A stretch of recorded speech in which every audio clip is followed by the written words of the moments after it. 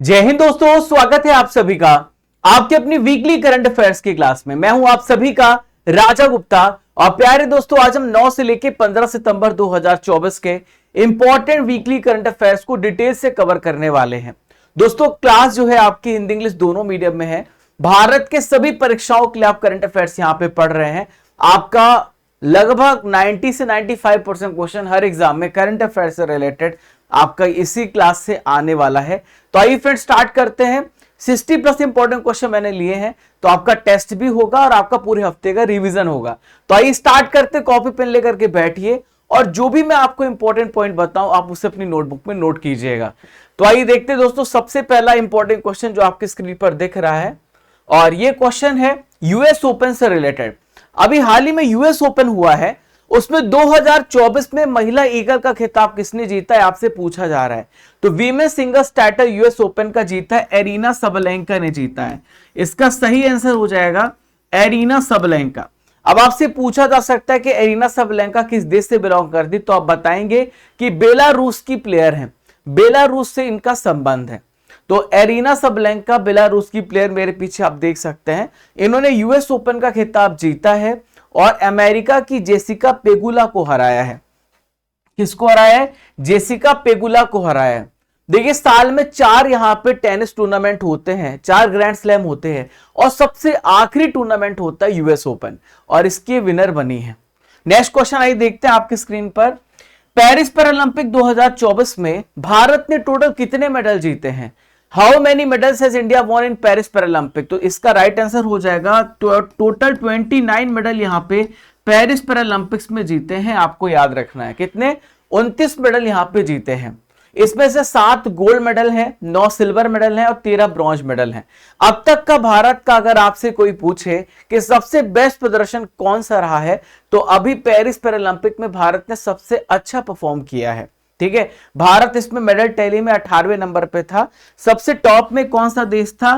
तो सबसे टॉप में चाइना सबसे टॉप में देश था। ठीक है, लास्ट टाइम हमने टोटल 19 मेडल जीते थे जिसमें से 5 गोल्ड मेडल थे।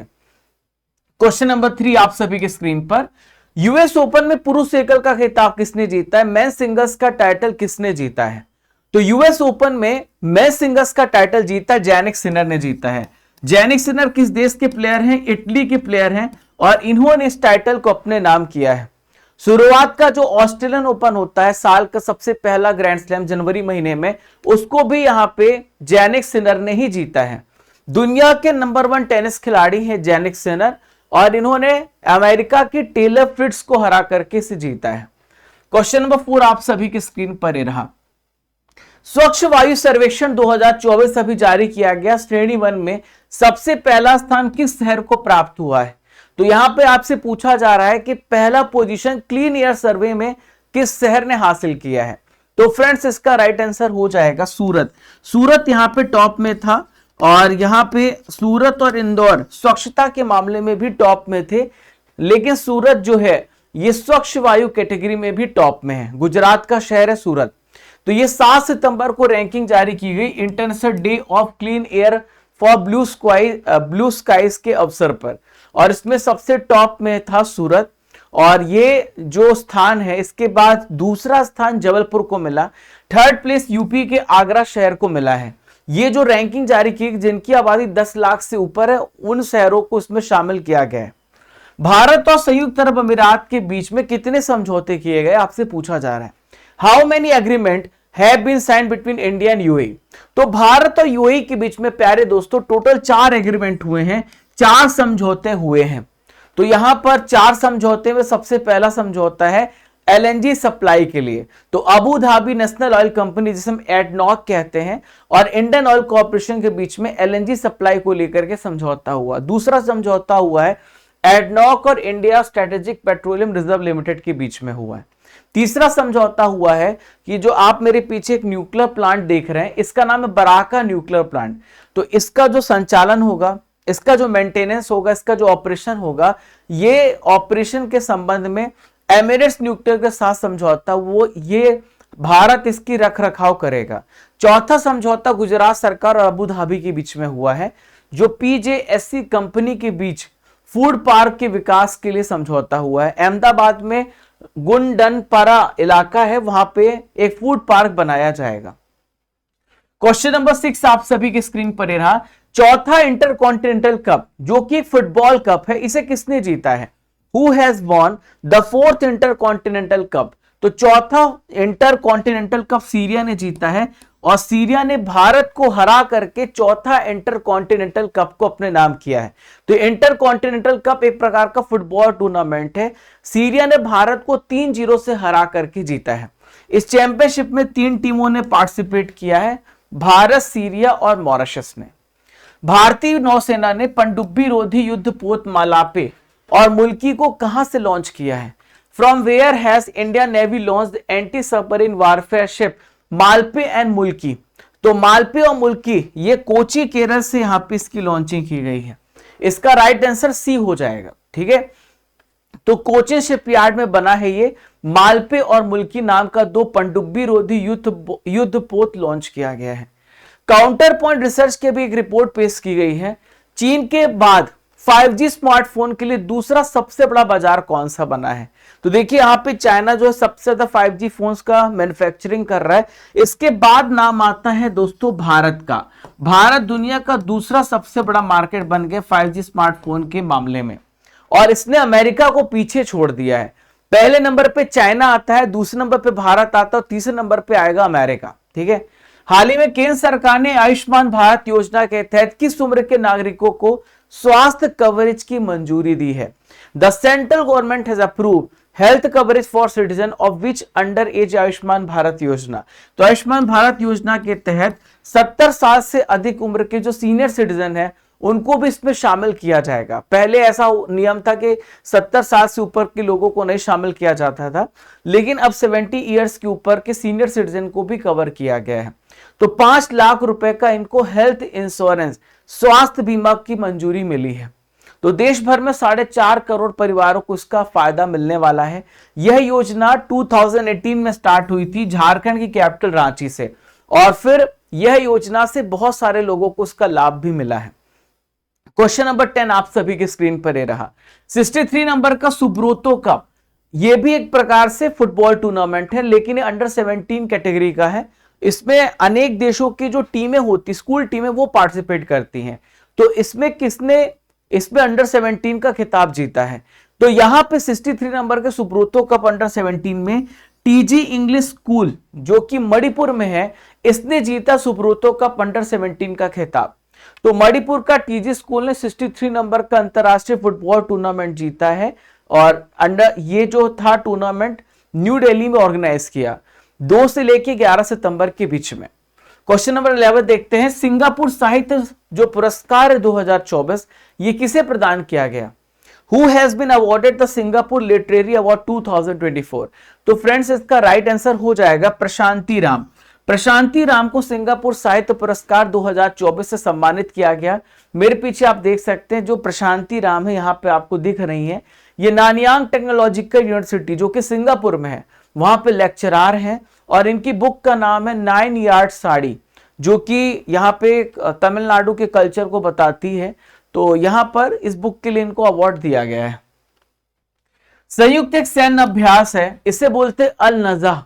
तो जो अल नज़ा है भारत और किस देश के बीच में शुरू हुआ है? अल नज़ा एक्सरसाइज जो है जॉइंट मिलिट्री एक्सरसाइज है, भारत और ओमान के बीच में अल नज़ा एक्सरसाइज स्टार्ट हुआ। ठीक है, भारत और ओमान के बीच में अल नज़ा अभ्यास होता है, और यह अभ्यास ओमान के सलाला में आयोजित किया गया, जो कि 13 से लेकर 26 सितंबर तक ये ऑर्गेनाइज किया गया है, और इस बार इसका 5th एडिशन था, 5वां संस्करण इसका आयोजन किया जा रहा है। ठीक है, नेक्स्ट क्वेश्चन देखते हैं। क्वेश्चन नंबर 13, मिशेल बर्नियर किस देश के नए प्राइम मिनिस्टर बने हैं? Michel Barnier has become the new prime minister of which one of the following country? तो मिशेल बर्नियर फ्रांस के नए प्रधानमंत्री बन गए हैं। फ्रांस को नया प्रधानमंत्री मिल गया है और इनका नाम है मिशेल बर्नियर। तो फ्रांस के जो राष्ट्रपति इमैनुअल मैक्रो, जो हमारे गणतंत्र दिवस के अवसर पर हमारे गेस्ट भी थे, और ये जो है इन्होंने अभी गैब्रियल एटल के स्थान पर नया प्रधानमंत्री बना दिया है। इनका क्या नाम है? मिशेल बर्नियर नाम है। नेक्स्ट क्वेश्चन देखते हैं। 2025 में जो क्वाड की बैठक है वो किस देश में आयोजित की जाएगी? 2025 quad meeting will be held in which one of the following country? तो जो क्वाड की बैठक है दोस्तों 2025 भारत में होगी। इस साल क्वाड की बैठक अमेरिका में होगी और नेक्स्ट ईयर क्वाड की बैठक भारत में ऑर्गेनाइज किया जाना है। अब्दुल मजीद तेबोनो किस देश के राष्ट्रपति बने हैं? Abdul Majid Tebboune has become the president of which one of the following country? तो अब्दुल मजीद तेबोनो अल्जीरिया के राष्ट्रपति बने हैं। अल्जीरिया देश जो है अफ्रीका कॉन्टिनेंट में आपको देखने को मिलेगा और यहां के नए राष्ट्रपति बने अब्दुल मजीद तेबोनो। आप मेरे पीछे यहां पर देख सकते हैं, वापस इन्होंने राष्ट्रपति का चुनाव जीता है। 94.65% वोट इन्होंने हासिल किया है। दुनिया का सबसे बड़ा प्लास्टिक प्रदूषक देश कौन सा बना है? Which country has become the world largest plastic polluter? तो दुनिया का सबसे बड़ा जो प्लास्टिक पोल्यूशन करने वाला जो देश है वो भारत देश है और इसमें बहुत गर्व करने की बात नहीं, हमें प्लास्टिक को रोकना चाहिए, वरना जितना ज्यादा एनवायरनमेंट में जाएगा हमारे एनवायरनमेंट को उतना ज्यादा डिस्टर्ब करेगा। तो इंडिया इसका राइट आंसर हो जाएगा। ठीक है, भारत हर साल 9.3 मिलियन टन का प्लास्टिक जो है उत्सर्जित कर रहा है और ये जो रिपोर्ट है दोस्तों नेचर जर्नल में प्रकाशित की गई लीड्स विश्वविद्यालय के एक अध्ययन में पता चला है। प्यारे साथियों, आप यहां पर स्टडी कर एप्लीकेशन को आप देख सकते हैं। जितने भी नए छात्र हैं उनको मैं सूचना दे दूं कि किस प्रकार से इस क्लास की पीडीएफ को डाउनलोड करना है।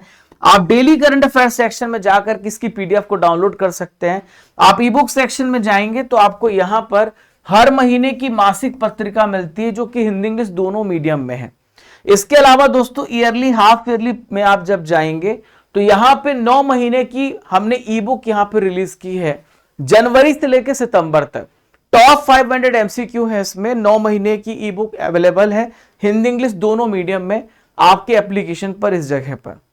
दोस्तों आप यहां पे टेस्ट सीरीज में डेली आप टेस्ट देते हैं और आपकी रैंकिंग भी पता चलती है।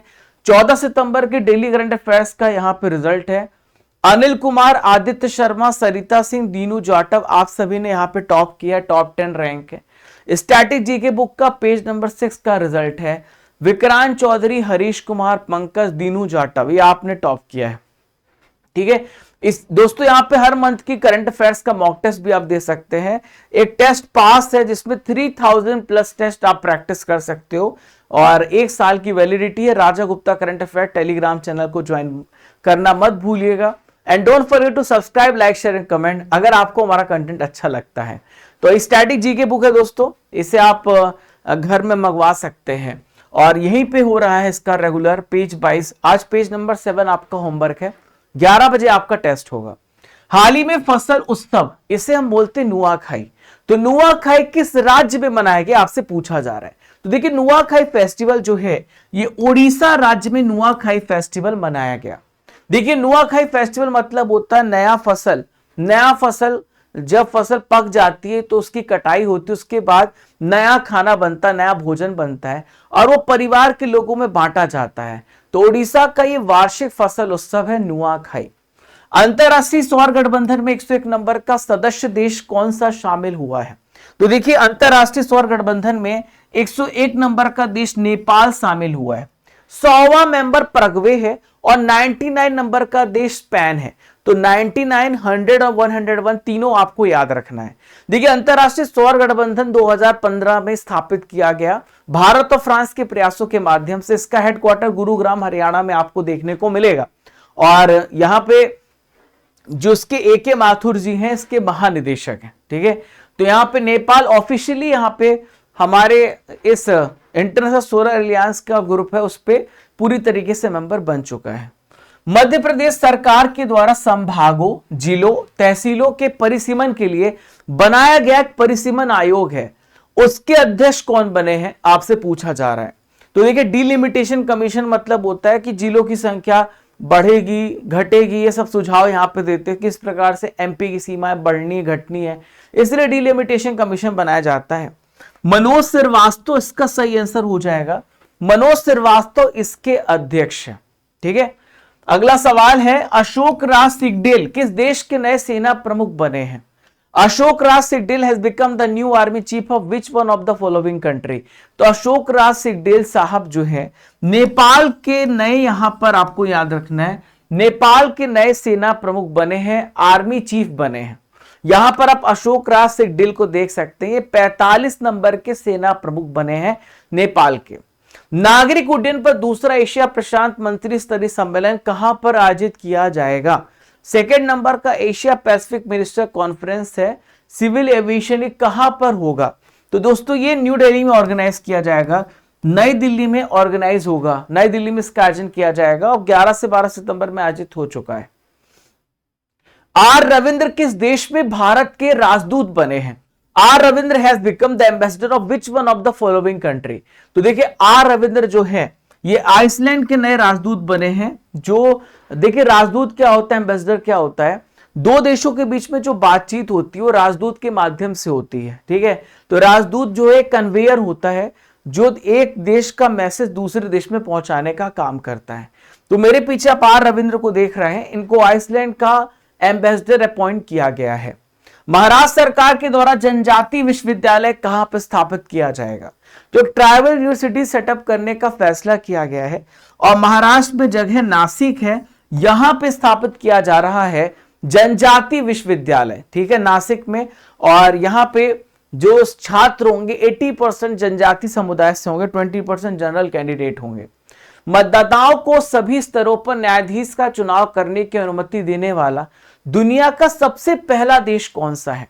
Which has become the first country in the world to allow voters to elect judges at all levels? यानी सभी स्तरों पर आप अपने जजों को चुन सकते, जैसे कि आप एमपी एमएलएस को चुनते हैं। तो मैक्सिको में यह फैसला किया है कि यहां पे अपने सभी लेवल्स के जजों को चुना भी जाएगा। आमतौर पर अभी भारत देश में ऐसी कोई प्रक्रिया नहीं है, चुनने की प्रक्रिया नहीं है, उनका एग्जाम होता है, फिर उनके उनको जो चुना जाता है या फिर आप वो जितने भी बड़े बड़े नेता होते हैं उनके रिकमेंडेशन पे चुना जाता है। तो मैक्सिको जो है यहां पर न्यायाधीश का चुनाव करने जा रहा है, दुनिया का पहला देश बन चुका है। मैक्सिको के प्रेसिडेंट लोपेज ओब्रेडोर है। इनका बहुत बड़ा विरोध भी हुआ है क्योंकि अगर यहां पर उनको जब चुना जाएगा, ठीक है, इलेक्शन होगा, तो हो सकता है कि कोई प्रतिभाशाली जो व्यक्ति है जो एग्जाम दे करके आए वो यहां पे पीछे रह जाए, ठीक है। और चुनने पर क्या होता है कि राजनीतिक आपको ज्यादा असर देखने को मिलता है। वकीलों को पेंशन प्रदान करने वाला सबसे पहला राज्य कौन सा है जिन्होंने वकीलों को पेंशन देने का फैसला किया है? तो झारखंड पहला राज्य है जो वकीलों को पेंशन देने वाला है और यहां पे हर महीने 7,000 रुपए वकीलों को दिए जाएंगे।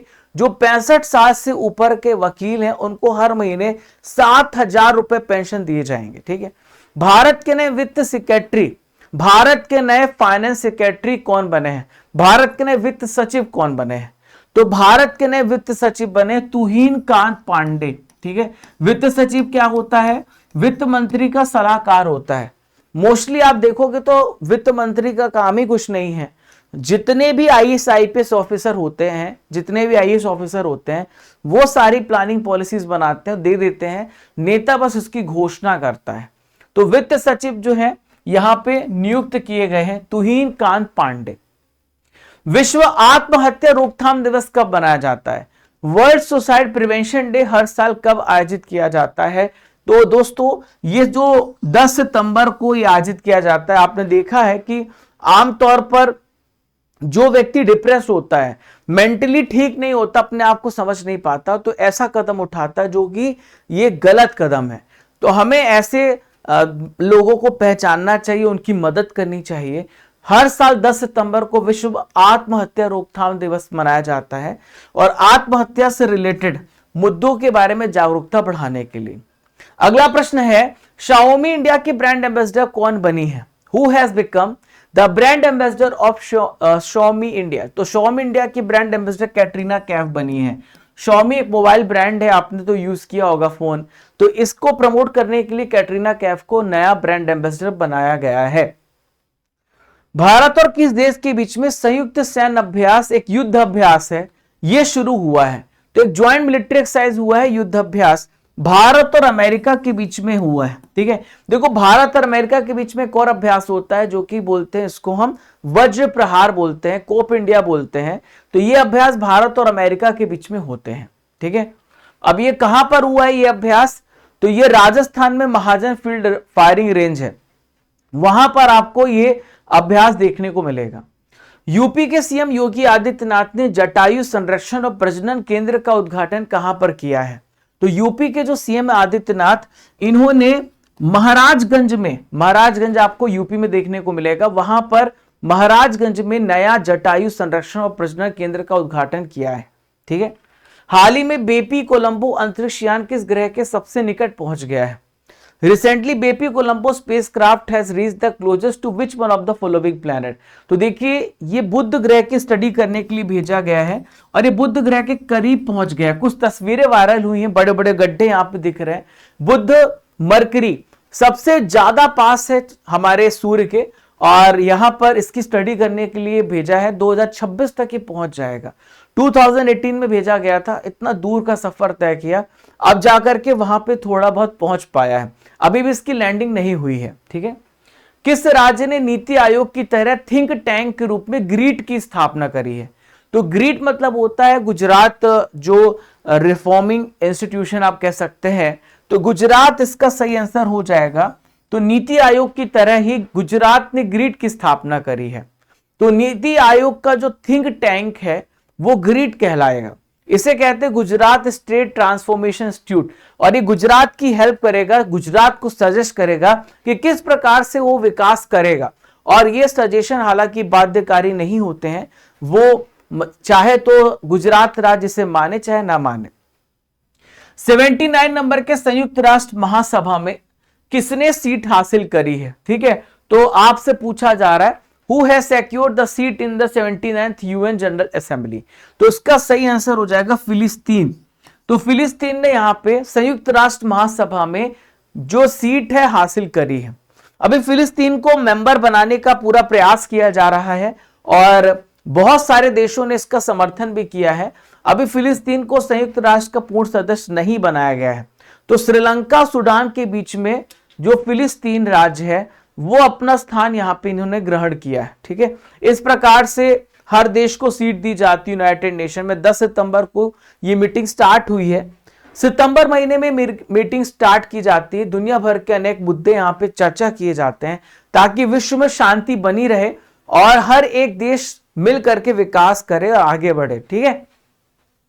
अगला प्रश्न है आप सभी के स्क्रीन पर, शहरी क्षेत्र के सभी प्राथमिक स्वास्थ्य केंद्रों में आयुष सुविधा उपलब्ध कराने वाला पहला राज्य कौन सा है? Which state has become the first state to provide Ayush facility in all primary health centre in urban areas? तो देखिए, मध्य प्रदेश पहला ऐसा राज्य बन चुका है जिसने अपने सभी प्राथमिक स्वास्थ्य केंद्र जो कि शहरी क्षेत्र में, वहां पर आयुष सुविधा उपलब्ध कराई है। ये आयुष सुविधा क्या होता है? देखो, दो प्रकार का मेडिसिन करने का तरीका है। एक होता है परंपरागत, यानी जो पहले से चलता आ रहा है, और दूसरा होता है गैर परंपरागत।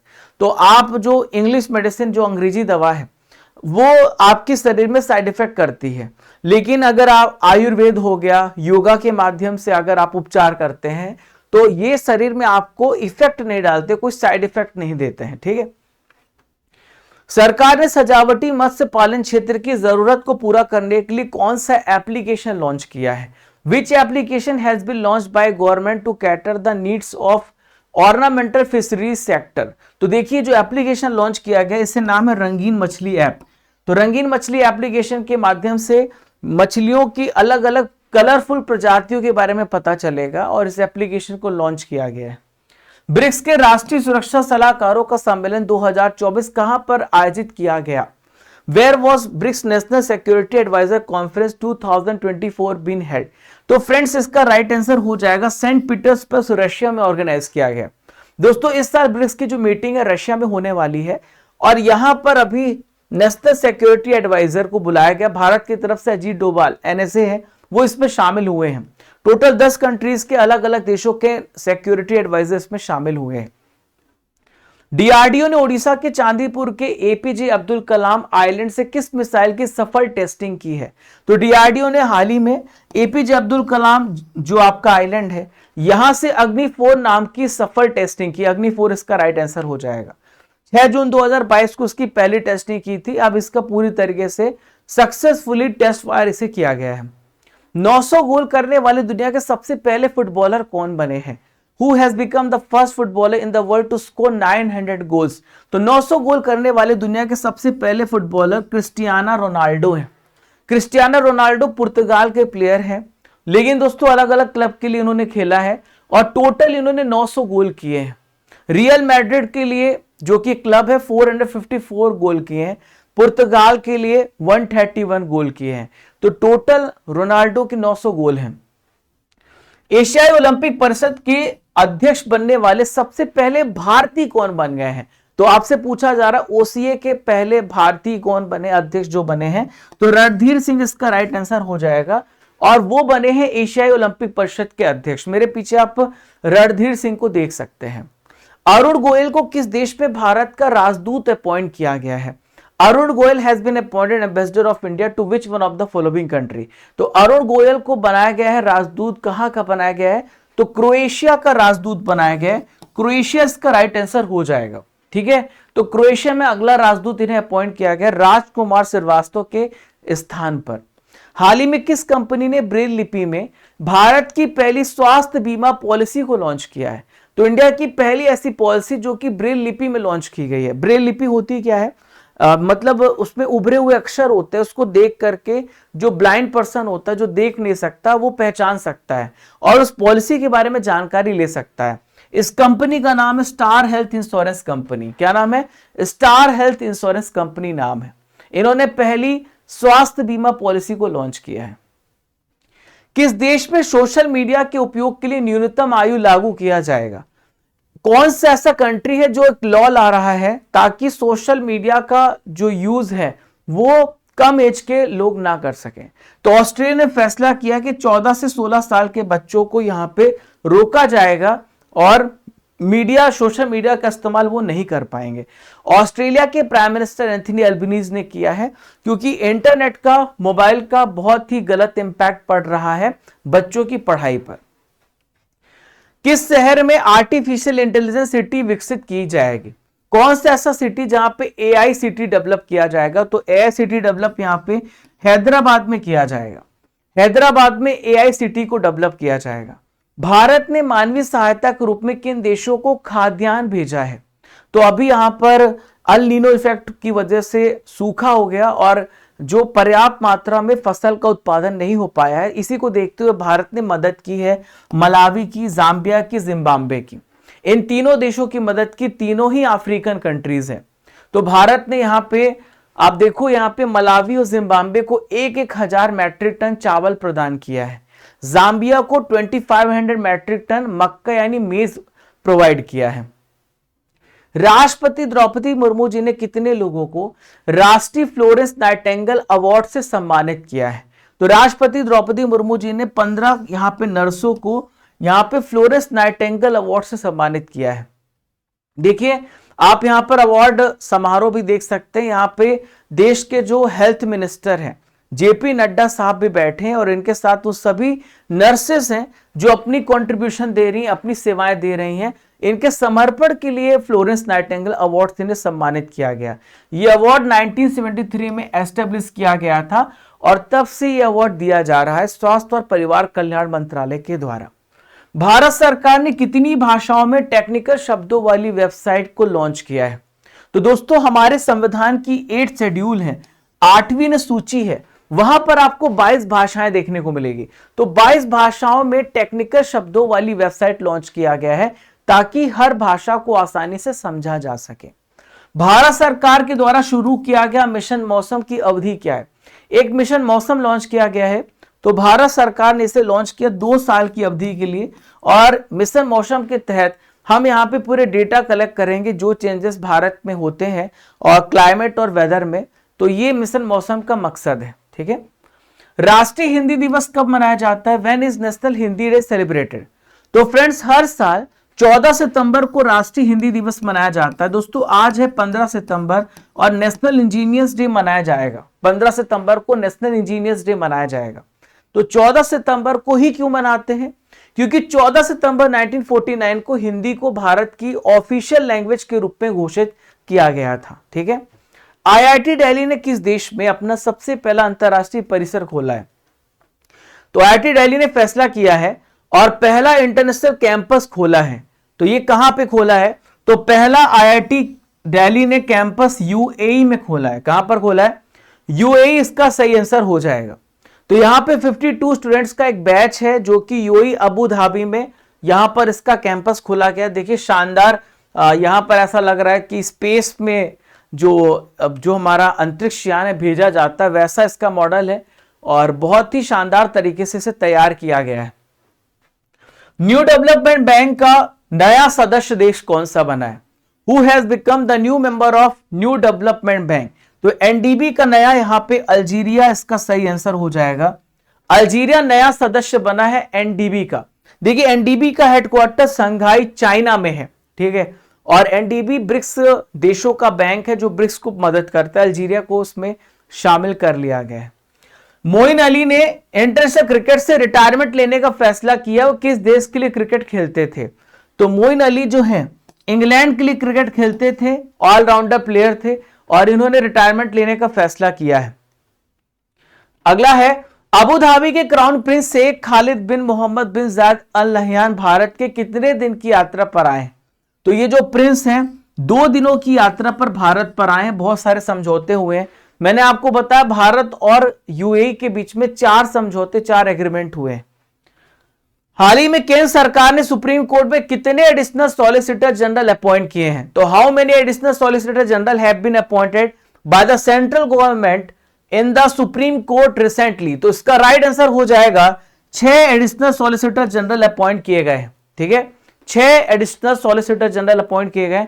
एस द्वारकानाथ, अर्चना पाठक दवे, सत्यदर्शी संजय, ब्रिजेन चहर, राघवेंद्र पी शंकर, राजकुमार भास्कर ठाकरे और इनको 3 साल के लिए एसजी अपॉइंट किया गया है।